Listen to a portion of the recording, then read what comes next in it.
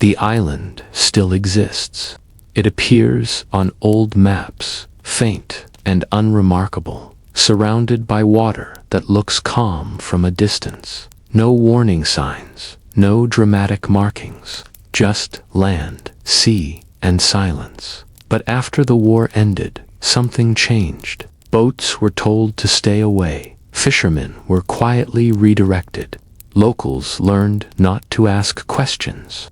And slowly, without any official announcement, the island vanished not physically, but administratively. It was removed from schedules, conversations, and memory.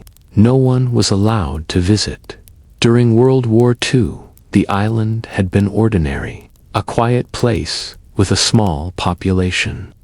Children ran along the shore. Families lived simple lives shaped by tides and seasons. The war felt distant, like a rumor carried by radio waves, until it wasn't. One day, military vessels arrived without ceremony. Orders were issued quickly, without explanation. Residents were told to pack only what they could carry. No times, no destination given, just instructions. Leave. Some assumed it was temporary, a precaution, a drill. Others sensed something darker in the way officers avoided eye contact, in the urgency of the evacuation, in the silence that followed every question. Within days, the island was empty. Homes stood unlocked. Tables were left set. Shoes waited by doors for owners who never returned. Boats drifted loose in shallow water, tethered to nothing. Then came the fences. Barbed wire appeared along the shoreline. Watch posts rose where children once played. The island was sealed, not with announcements, but with absence. Anyone who approached was turned back. Anyone who asked was told nothing. Officially, the island did not matter, but unofficially, something had happened there. The war ended. Celebrations erupted across the world. Cities lit up. Soldiers returned home. But the island remained closed. The fences stayed. The guards did not leave. Years passed. Maps were updated. Some no longer showed the island at all. Others labeled it vaguely, without details. No ferries ran. No records explained why it was off limits. And still, no one was allowed to visit. Rumors began to circulate, quietly, carefully. Some said it had been used for secret weapons testing. Others whispered about experiments, containment, mistakes that could not be undone. There were stories of strange illnesses among workers who had briefly been stationed there. Stories that could never be verified. Former residents tried to ask for answers. They were met with silence. Requests for records returned heavily redacted. Names blacked out. Dates missing. Entire pages removed. The island's wartime role had been buried under classification stamps and legal language. The people who had lived there were told to move on. But how do you move on from a place you were erased from? Families scattered. Children grew up elsewhere, carrying fragmented memories of a shoreline they were no longer allowed to see.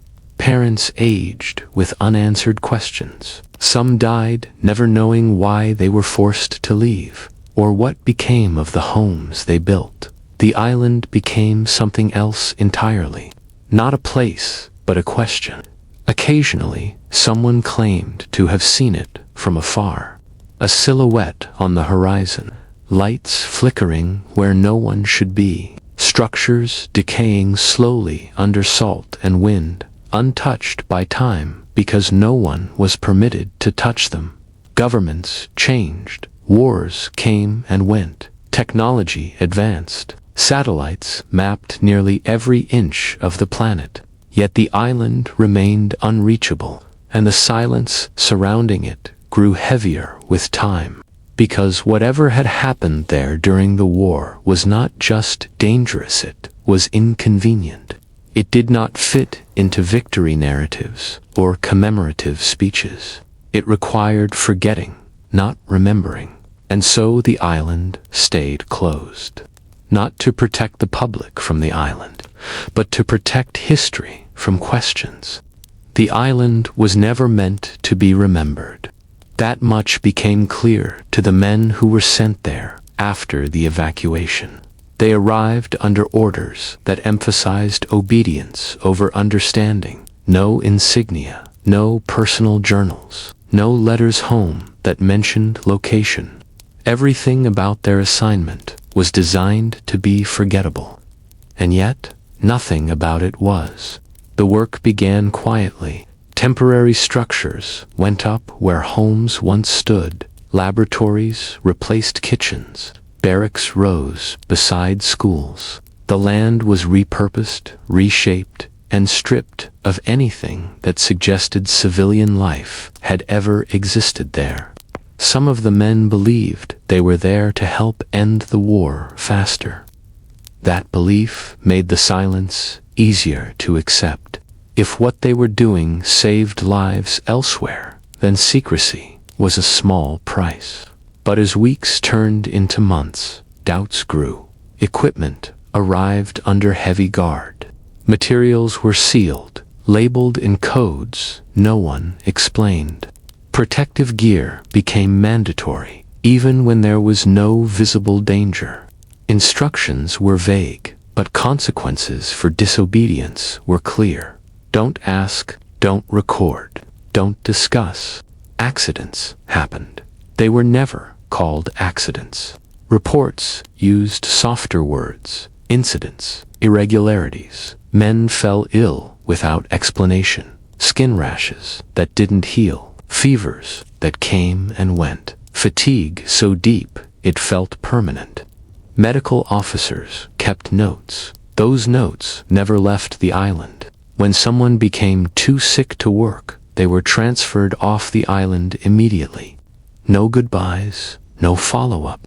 Their names quietly disappeared from duty rosters. The remaining men learned not to notice.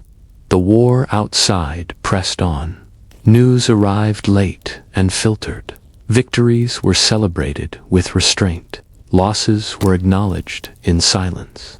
The island existed outside the emotional rhythm of the war. It had its own rules, its own reality. And then the war ended. For most of the world, the end of the war meant release.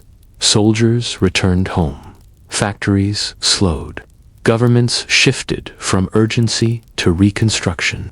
But on the island, nothing changed. The work continued. Guards remained. The fences stayed in place. The men were told their mission was still critical, that what they were handling could not be undone simply because peace had been declared. Some began to understand why civilians had been removed so completely. Whatever had been brought to the island could not safely coexist with ordinary life. And so the decision was made, not in a single announcement, but through a series of quiet orders to seal the island indefinitely. The men who had worked there were eventually reassigned. Each one went through debriefings that felt more like interrogations. They signed documents they were not allowed to keep. They were reminded repeatedly of the consequences of speaking. Then they were sent home. But home did not feel like home anymore. They carried something invisible with them. Not physical objects, but knowledge.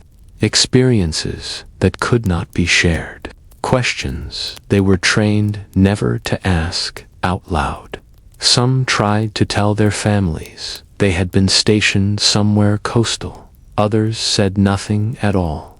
The island became a private burden, carried alone. Years passed. Symptoms appeared. Illnesses that doctors struggled to explain. Fatigue, respiratory problems, conditions that did not fit known patterns. Some veterans sought medical help through official channels. only to be told their records were incomplete or unavailable.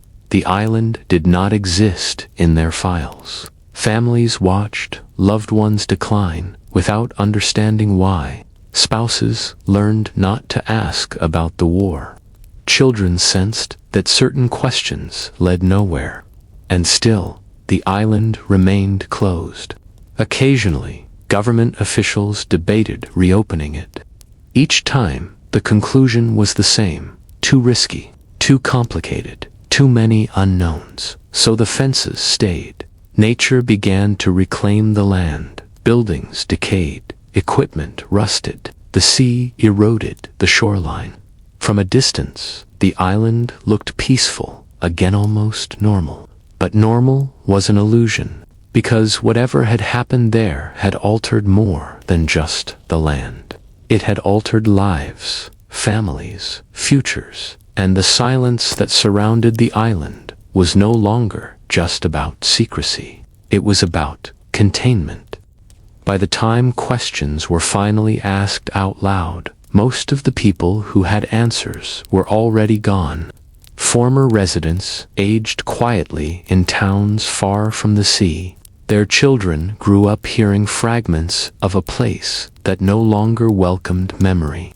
A shoreline described without photographs, homes recalled without addresses. An island that felt more like a dream than a location. Some tried, years later, to return. They wrote letters, filed requests, appealed to offices that no longer existed. What they received back were polite refusals and familiar language: national security, ongoing assessment, no public access permitted. The island remained closed.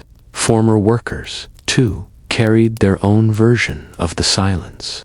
In veterans' halls and hospital waiting rooms, a few recognized each other, shared glances, conversations that never crossed into specifics. They understood without speaking.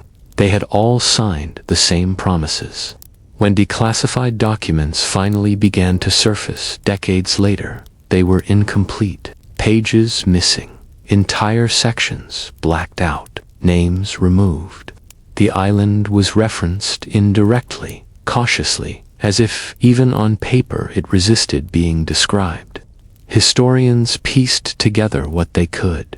The island had been a place of urgency, a place where wartime decisions were made quickly, without the luxury of long-term thinking.